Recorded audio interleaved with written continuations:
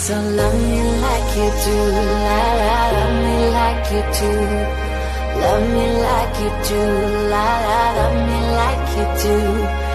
Touch me like you do, ta ta, touch me like you do. What are you waiting for? Fading in, fading out, on the edge of paradise.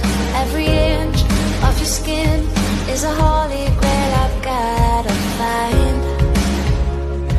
Only you can set my heart on fire, on fire.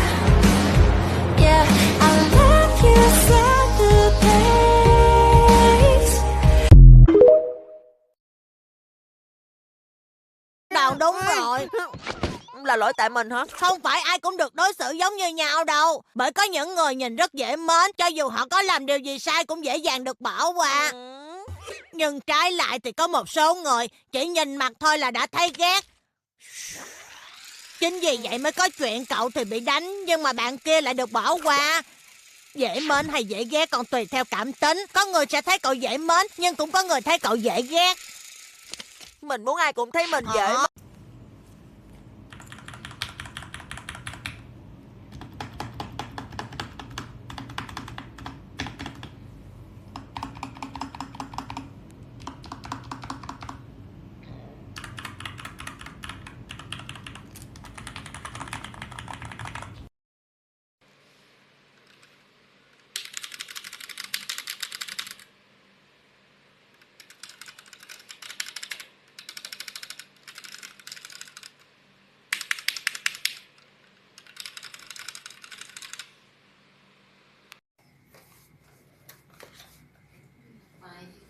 Dạ.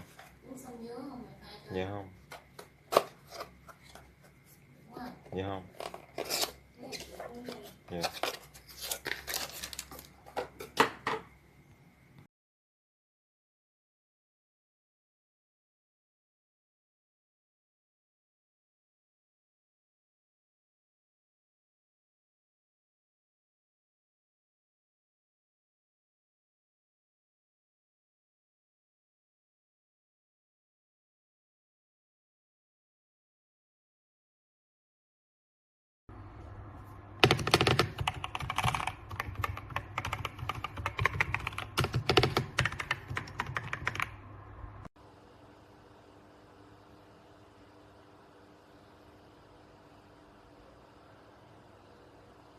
Rồi